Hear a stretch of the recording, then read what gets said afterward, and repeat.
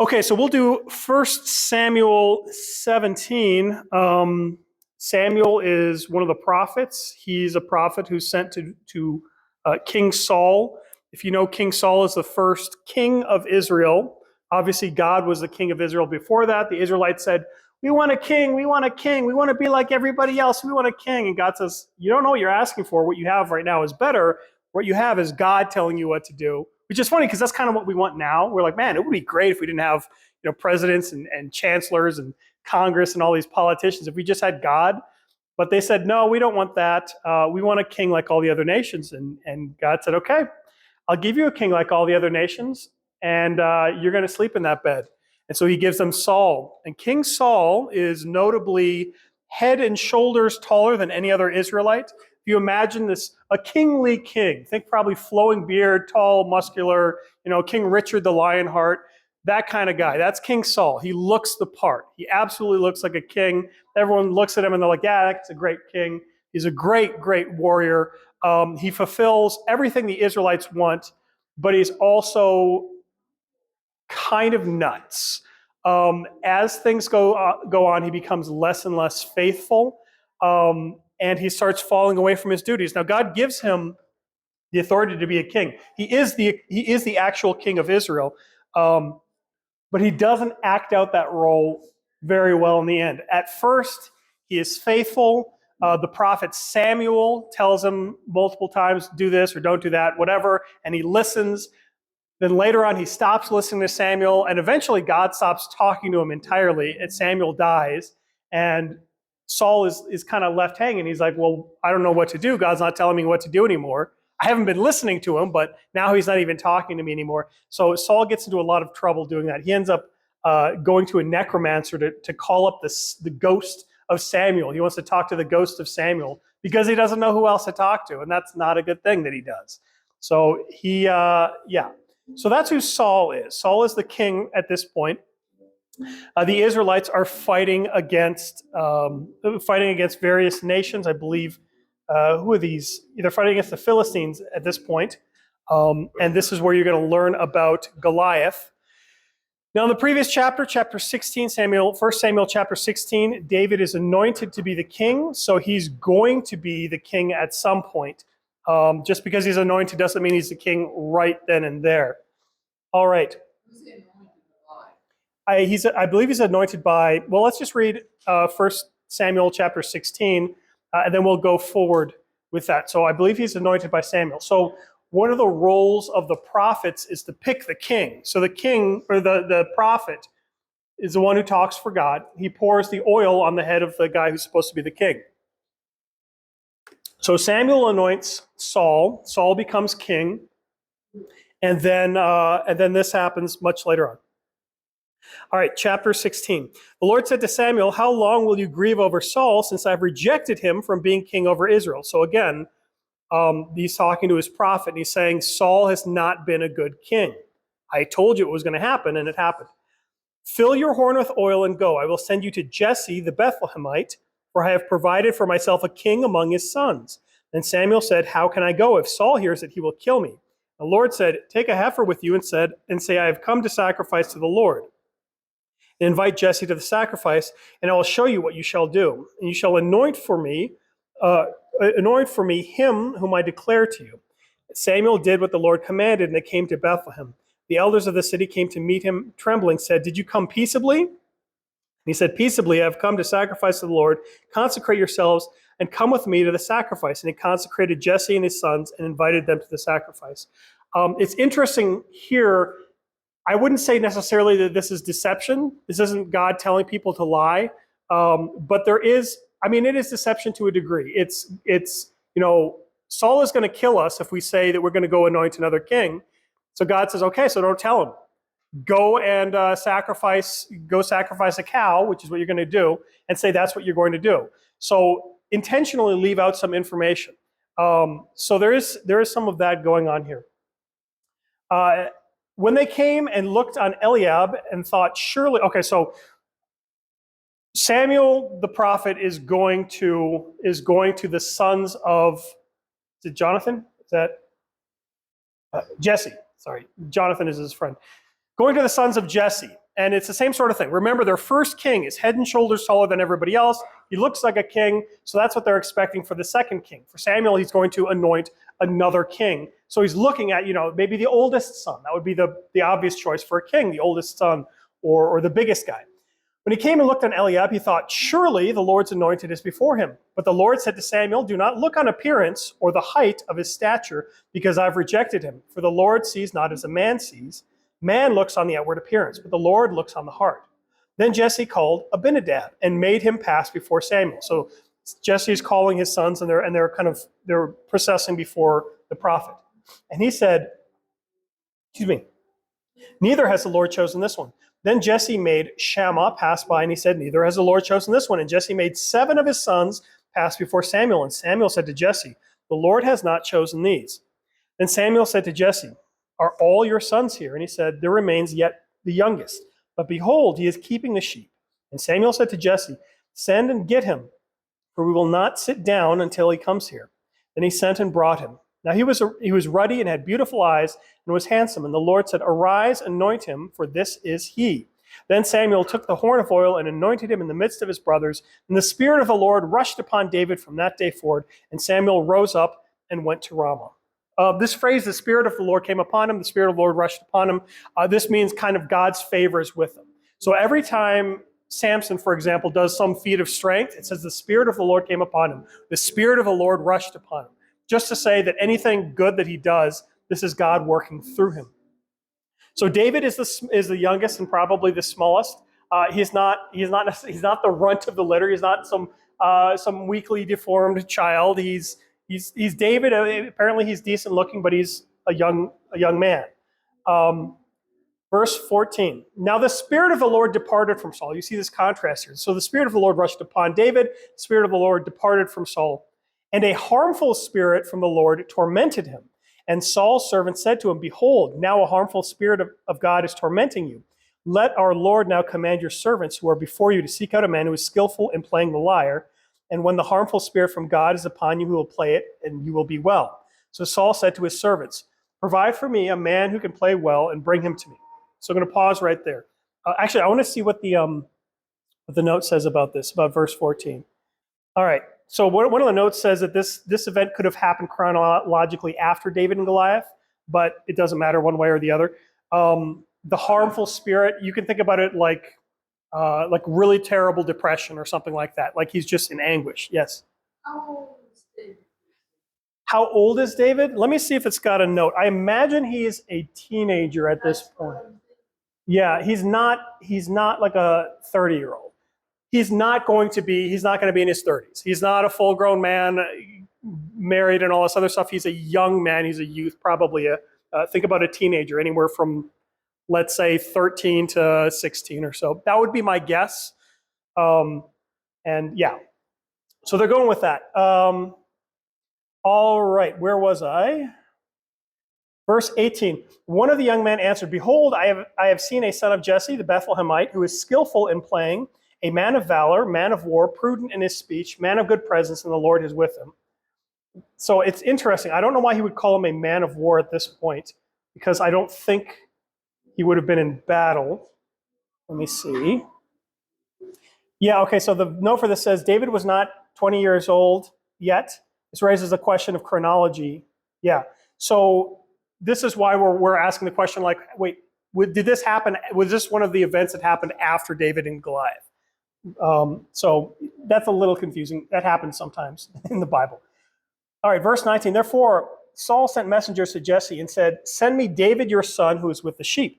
And Jesse took a donkey laden with bread and a skin of wine, a young goat, and sent them by David, his son, to Saul. David came to Saul and entered his service, and Saul loved him greatly and became his armor bearer. And Saul sent to Jesse, saying, let David remain in my service, for he has found favor in my sight.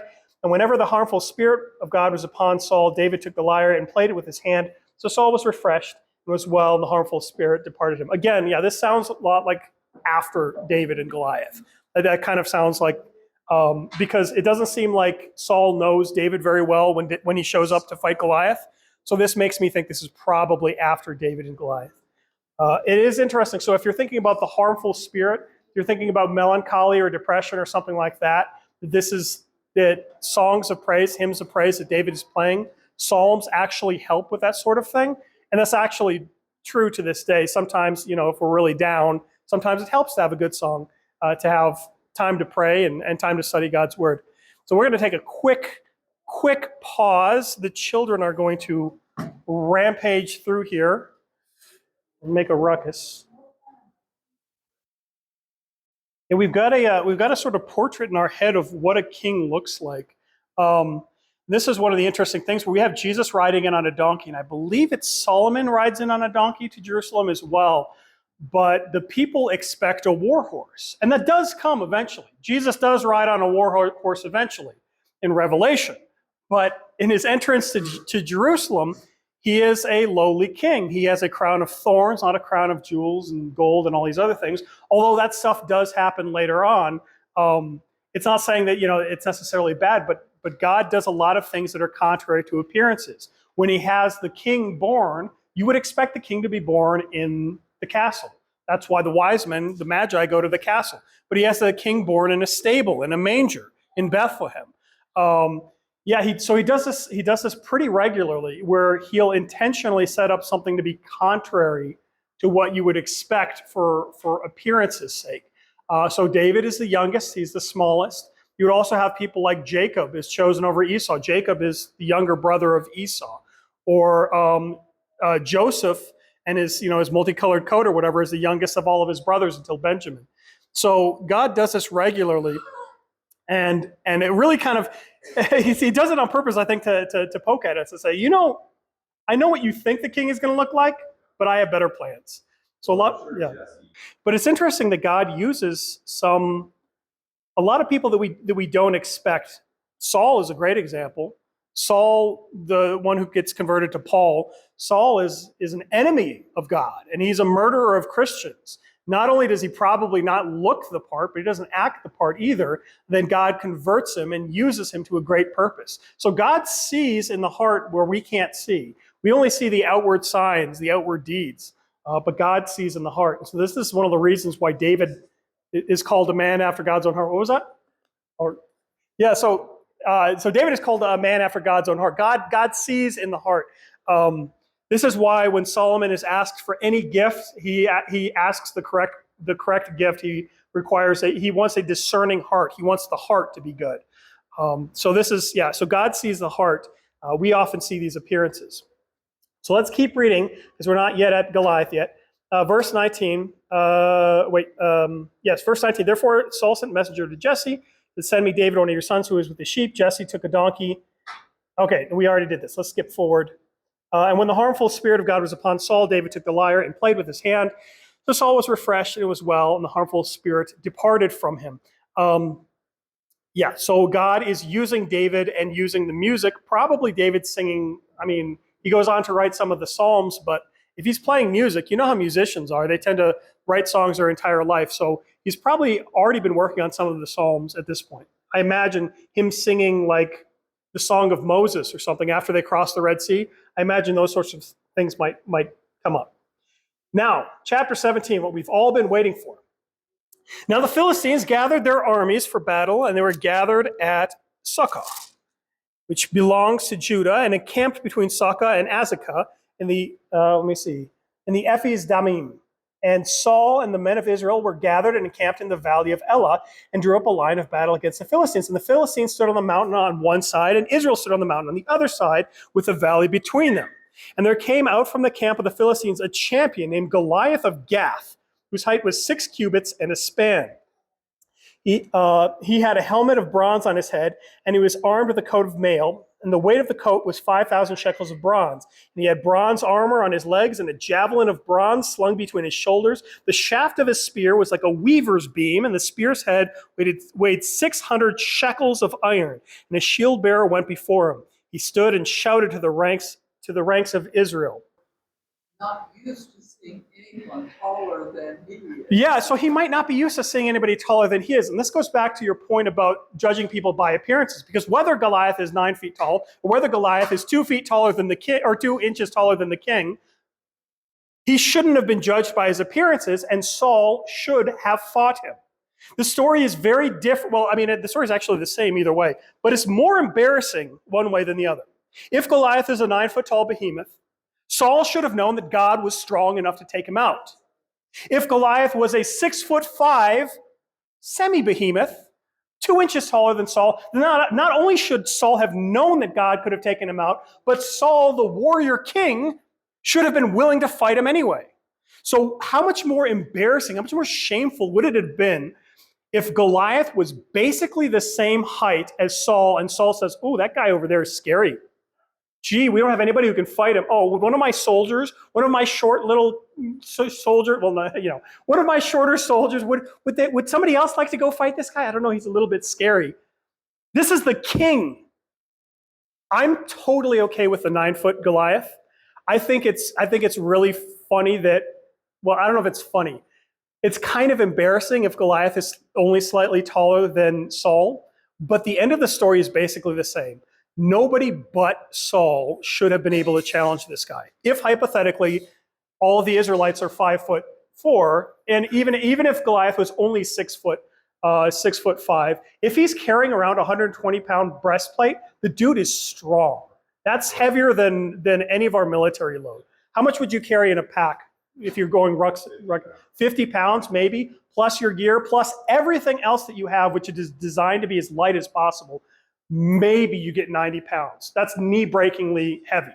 Carrying a breastplate on itself that's 120 pounds, good luck. And you got the spear, and you got the shield. Yeah, all of these things. So for example, so if it's a 15-pound spear, the rifle, the M16, A4, or whatever, M4, weighs about, 9 pounds, 7 pounds, with all the gear and stuff upon it. So this is heavy. All these things add up. Suffice it to say that Goliath was strong if he had these things, and he was strong if he was a champion. So he could have been 9 feet, he could have been 6 feet. It's a slightly different emphasis either way, but the point is still that that Saul's job was to fight him. Saul's job was to be the champion of the people, and if he's going to be picked out for being a big, strong guy, well, go on, big, strong guy. Go and use your big strongness. Yeah. So this, I mean, again, we imagine David is probably a young teenager. And again, this is the conditions back then where you don't have gyms and protein shakes and all this other stuff. So he's not like a gym-going teenager kind of thing. Generally, people didn't sit on the computer so much. So David was fit. He was out there. He was killing lions and tigers and bears, wolves and stuff like that. He was able to kill them with slings and clubs and things like that. So he was competent, but in terms of the size difference, teenagers just are smaller than grown men. Especially if you're a grown man who's been carrying around heavy armor and fighting your entire life. So, yeah. So this is intentionally mismatched. If you were to just look at the two contestants and you knew anything about weight classes, you would bet 100% on Goliath every single time. You would be a fool otherwise, unless you knew some sort of inside information. Let's see, what verse are we? Okay, let's keep going. All right, so Goliath is standing before them. He stood and shouted to the ranks of Israel, "Why have you come out to draw battlements? Am I not a Philistine? Are you not servants of Saul? Choose a man for yourselves and let him come down to me. If he's able to fight me and kill me, then we will be your servants. But if I prevail against him and kill him, you shall be our servants and serve us." And the Philistine said, "I defy the ranks of Israel this day. Give me a man that we may fight together." When Saul and Israel heard these words of the Philistines, they were dismayed and they were greatly afraid. Now David was a son of an Ephrathite of Bethlehem in Jerusalem named Jesse, who had 8 sons. In the day of Saul, the man was already old and advanced in years. So this is talking about Jesse, not Saul. The 3 oldest sons of Jesse had followed Saul to battle, and the names of the 3 sons who went to battle were Eliab, the firstborn, next Abinadab, and the third Shammah. David was the youngest. The 3 eldest followed Saul. But David went back and forth between Saul to feed his father's sheep at Bethlehem. For 40 days, the Philistine came forward and took a stand morning and evening. So again, this is, if I'm making a list of all the 40 days, 40 nights, 40 years, add this to the list. So 40 shows up in the flood, 40 years in the wilderness shows up when the Israelites are in the wilderness, 40 days in the wilderness when Jesus is tempted in the wilderness. So 40 is usually a time, it usually refers to a time of testing or a time of strife. All right. We'll keep going. And Jesse said to David his son, take for your brothers an ephah of this parched grain and these 10 loaves and carry them quickly to the camp with your brothers. Also take 10 cheeses to the commander of their 1,000. See if your brothers are well and bring them some token from them. Now Saul and they and all the men of Israel were in the valley of Elah fighting with the Philistines, and David rose early in the morning and left the sheep with a keeper and took provisions and went as Jesse had commanded him. And he came to the encampment as the host was going out of the battle, shouting the war cry. And Israel and the Philistines drew up for battle, army against army, and David left the things in charge of the keeper of the baggage and ran to the ranks and went and greeted his brothers. As he talked with them, behold, the champion of the Philistines of Gath, Goliath by name, came out to the rank of the Philistines and spoke the same words before. And David heard them. Imagine he's doing this for 40 days. He just keeps pestering these guys. All the men of Israel, when they saw the man, fled from him and were much afraid. And the men of Israel said, have you seen this man who has come up? Surely he has come up to defy Israel. And the king will enrich the man who kills him with great riches. And he will give him his daughter and make his father's house free in Israel. And David said to the men who stood by him, what shall be done for the man who kills a Philistine and takes away the reproach from Israel? For who is this uncircumcised Philistine that he should defy the armies of the living God?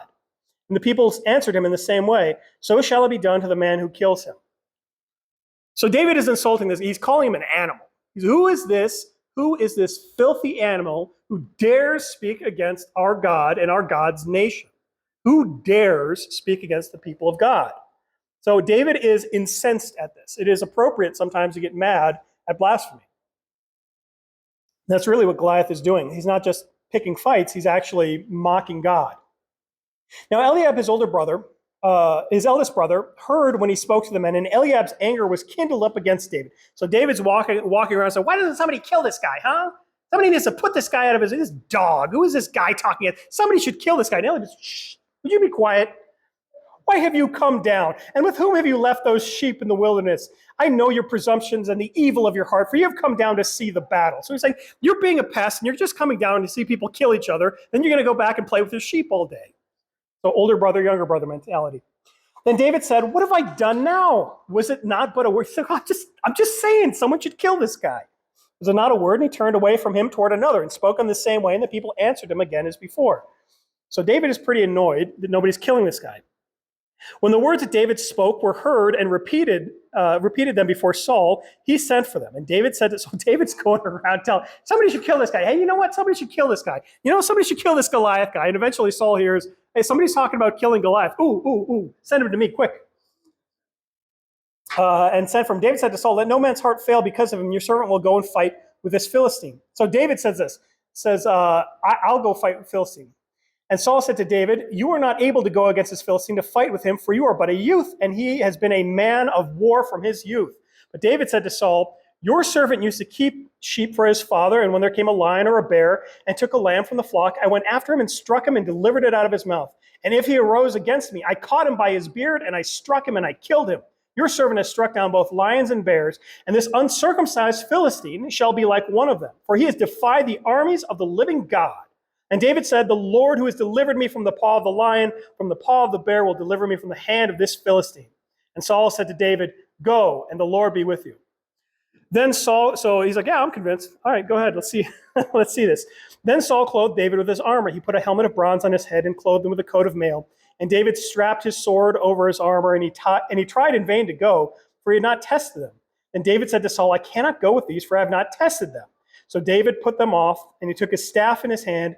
Okay, so Saul tries to clothe him in the king's armor. Isn't that interesting? He wants to send David dressed up as the king to go. He's like, yeah, man, I've got all this great armor that'll probably help somebody kill him. You should wear it. And so he puts David in the king's armor basically as a sacrifice. He's like, well, I'm not going to fight him. You go ahead, but you can take my armor if you want to. And of course, so remember, Saul is bigger than all the other Israelites. And David is a youth, so he's probably smaller than all the other Israelites. So definitely doesn't fit. Yes, sir.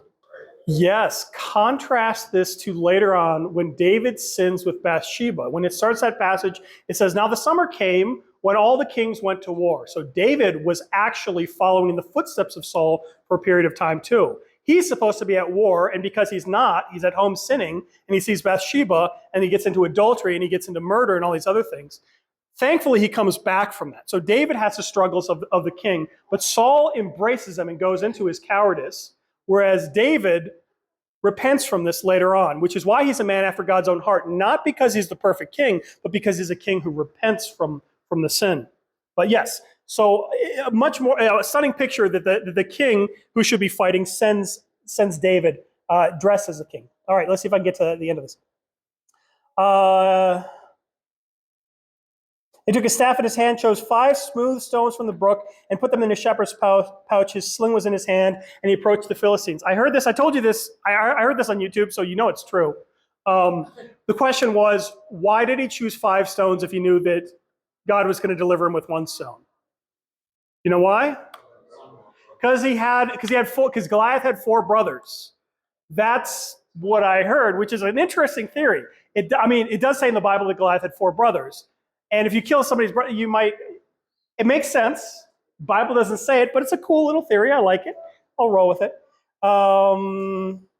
Smooth stones from the brook and put them in a shepherd's pouch. His sling was in his hand. A sling would be a long piece of leather with kind of a pouch in the middle. You put a rock in it, you swing it around, you launch it. It's not a slingshot as you see depicted often in kids' cartoons. And the Philistines moved. It was a weapon of war. So it's their equivalent of a gun. What was that? What, the sling? No. Yeah, they've been using slings for a while, and it talked about the Bethlehemites or the Benjaminites in particular. I believe were all left-handed for some reason, and they were the best archers in the world. It's just like a weird thing. They're like, yeah, they could like split a hair or whatever. And I think with their slings, but anyways, I'm getting distracted. The Philistines moved forward and came to David with his shield bearer in front of him. When the Philistines saw David, he disdained him, for he was but a youth, ruddy and handsome in appearance. And the Philistine said to David, "Am I a dog that you come to me with sticks?" And the Philistine cursed David by his gods. The Philistine said to David, "Come to me, and I will give your flesh to the birds of the air and the beasts of the field." And David said to the Philistine, "You have come to me with a sword, with a spear, with a javelin, but I come to you in the name of the Lord of hosts, the God of the armies of Israel, whom you have defied. This day the Lord will deliver you into my hand, and I will strike you down and cut off your head, and I will give the dead body to the host of the Philistines, the dead bodies of the host of the Philistines, this day to the birds of the air and the beasts of the earth, that all the earth may know that there is a God in Israel, and all the assembly may know that the Lord saves, not with a sword and with a spear, for the battle is the Lord's, and he will give you into our hand." So David puts this firmly in God's hands. David is not saying, so when David is explaining himself to Saul, he says, "I've killed a bear and I've killed a lion, etc. Let me fight this guy." But when it comes down to actually fighting, he says, this battle, the glory is going to go to God, and he's going to sort you out. It's not me, it's going to be God. When the Philistines arose and came and drew near to meet David, David ran quickly toward the battle line to meet the Philistine. And David put in his hand in his bag and took out a stone and slung it and struck the Philistine on his forehead. The stone sank into his forehead, and he fell to his face on the ground. So David prevailed over the Philistine with a sling, with a stone, and struck the Philistine and killed him. There was no sword in the hand of David. How did David kill Goliath? And what weapon did David use to kill Goliath? Okay, the next verse. Then David ran and stood over the Philistine and took his sword and drew it out of his sheath and killed him and cut off his head. So what weapon did David use to kill Goliath? Goliath's sword. So this is a part, aha, see, there's a contradiction. You can't be a Christian anymore. Probably what this is talking about is David struck a lethal blow to Goliath, and the coup de grace was with the sword. He was dead. The guy was dying. He would have died from the sling, and David used the sword to cut off his head and finish his gurgling. But Goliath would not have recovered from the sling. That's basically easy way to understand this. Drew it out of his sheath and killed him and cut off his head with it. When the Philistines saw that their champion was dead, they fled. In the middle of Israel, and Judah rose with a shout and pursued the Philistines as far as Gath, the gates of Ekron. The wounded Philistines fell on the way from Sharim as far as Gath, from Ekron, and the people of Israel came back from chasing the Philistines. They plundered their camp, and David took the head of the Philistine and brought it to Jerusalem. But he put his armor in his tent. As soon as saw David go out against the Philistine, he said to Abner, the commander of the army, "Abner, whose son is this youth? And Abner said, as your soul lives, king, I do not know. The king said, inquire whose son this boy is. And as soon as David returned from striking down the Philistine, Abner took him and brought him before Saul with the head of the Philistines in his hand. And Saul said to him, whose son are you, young man? And David answered, I am the son of your servant Jesse, the Bethlehemite. Thus ends the story of David and Goliath. So obviously the takeaway point is that God is in charge, or God is the one who does these great things. There's a lot of times where pastors might try to make an object lesson out of the story of David and Goliath, and they'll say that you get to be David. You're David, so just, take courage and stuff, and there's something to that. But if you're looking at the story honestly, who are you in the story? You're the Israelites. You're the ones who tremble before the enemy. You're the ones who need a savior to come in and to take care of everything for you, because you just don't have the willpower to do it. You don't have the willpower to resist sin. It's not that sin is irresistible, it's just we're bad at resisting it. So this is the point of the story, is that the Savior comes in and by the power of God saves all of the Israelites who do nothing to contribute to their own salvation. So if you wanted to teach an object lesson on that, David is Jesus. Goliath is, the enemy, the devil, and the world. And we are the Israelites, and we need a Savior.